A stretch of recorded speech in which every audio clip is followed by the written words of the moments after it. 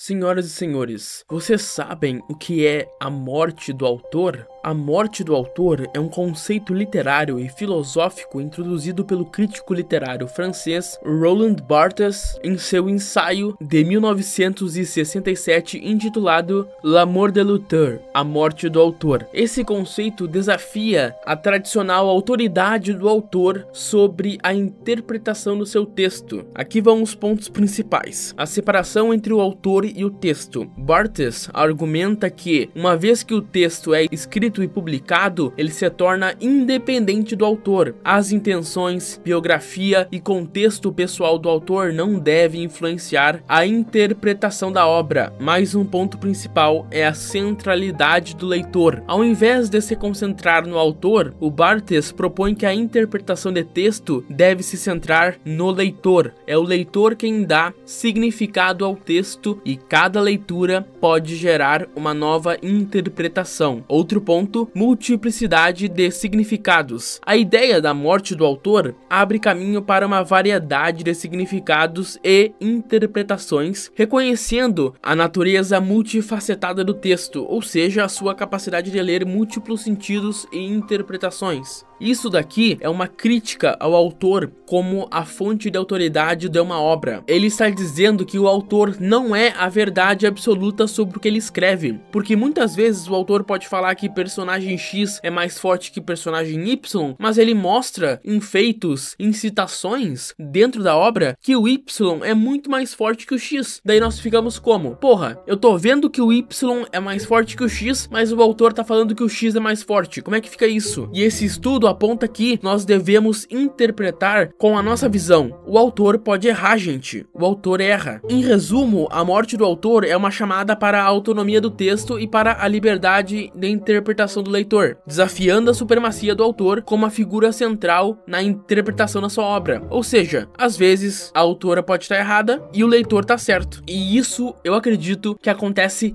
demais em Demon Slayer, principalmente com Sanemi e Tomioka. A obra inteira, a autora escreve como se eles fossem iguais, como se eles fossem dois lados da mesma moeda. Eles são tão fortes quanto o outro, porém eles agem de maneiras totalmente diferentes. Na batalha final, eles parecem bem parelhos um com o outro. Eles são os dois únicos a sobreviverem. Isso tudo meio que indica que eles são similares. Mas, inúmeras vezes, nós vemos feitos que dizem totalmente o contrário. E eu vou mostrar aqui pra vocês porque o Sanemi é muito mais forte que o Tomioka e o Tomioka não é lá essas coisas, embora a autora tentou fazer parecer que fosse. Um dos principais motivos que colocam Sanemi e Tomioka no mesmo patamar, de igual para igual, é esse treinamento deles onde eles parecem estarem empatados. E de fato, eles empataram, mas isso daqui não é uma luta, eles não estavam usando armas de verdade. O Tomioka mesmo diz, não era uma luta, era só um treino. Não tem por que eles irem totalmente a sério. Outra coisa que a autora fez que gera muita confusão entre a fandom é o ranking de velocidade e o ranking de força. O ranking de força não tenho muito o que criticar, mas lembre-se que esse ranking de força é antes do arco do treino dos Hashiras, ou seja, eles poderiam ter ficado muito mais fortes, os que estão lá embaixo poderiam ter subido, mas o que me incomoda mesmo é o ranking de velocidade.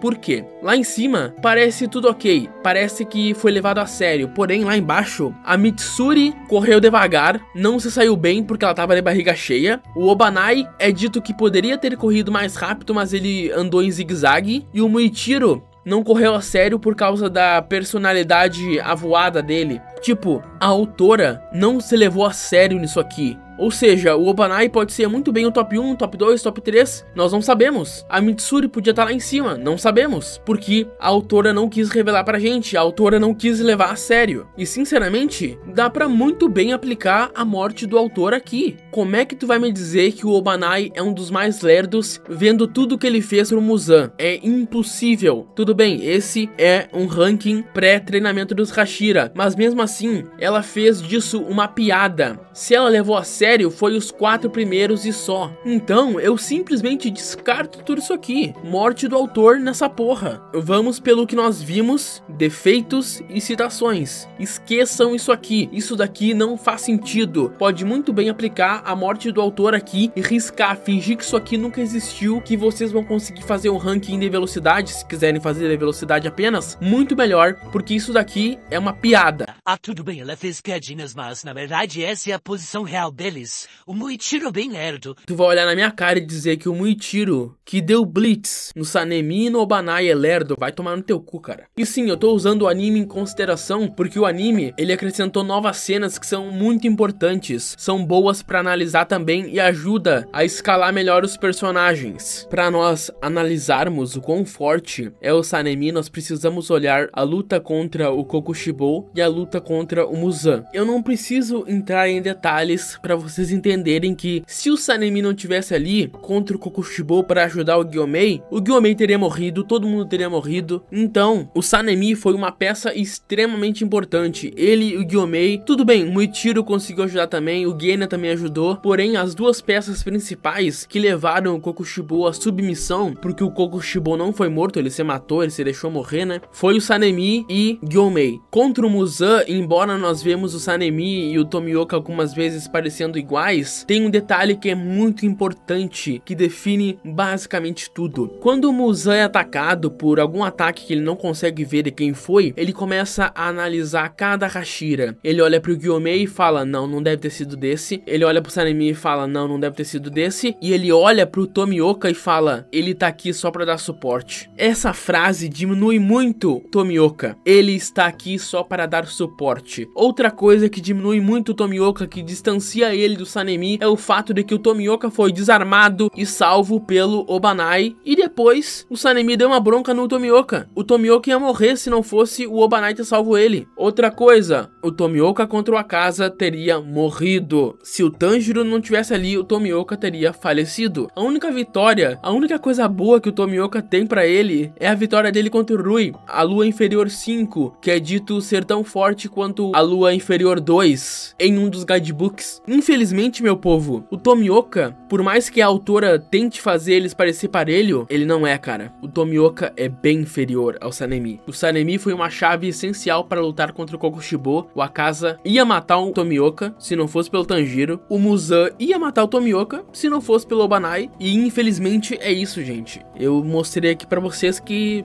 essa é a minha opinião. Tomioka é inferior ao Sanemi, visto o desempenho deles na obra, né? Talvez no anime eles mudem isso e talvez eu vá ter que refazer esse vídeo, mas tá tudo bem, eu refaço, não tem problema. Mas por enquanto, por tudo que a gente viu até agora, Sanemi é vastamente superior ao Tomioka, por vários motivos. E eu apresentei eles aqui pra vocês. Mas, pra piorar ainda mais o caso do Tomioka, eu acredito que tem um cara que seja superior ao Tomioka. O que eu tô querendo dizer com isso? É que o meu top dos Hashiras é o primeiro Gyomei, óbvio. Segundo, Sanemi. Terceiro, Obanai. E quarto, Tomioka. Sim, eu acredito que Obanai é mais forte que o Tomioka. E eu irei falar sobre isso no próximo vídeo. Um beijo pra vocês. E se o Tokito tivesse experiência, tivesse mais idade, ele seria tão forte quanto o Gyomei, talvez até mais forte. O próprio Sanemi falou isso. Ele perdeu contra Kokushibou porque ele não tinha experiência. O Muichiro é um prodígio e por isso eu coloco ele abaixo do Tomioka.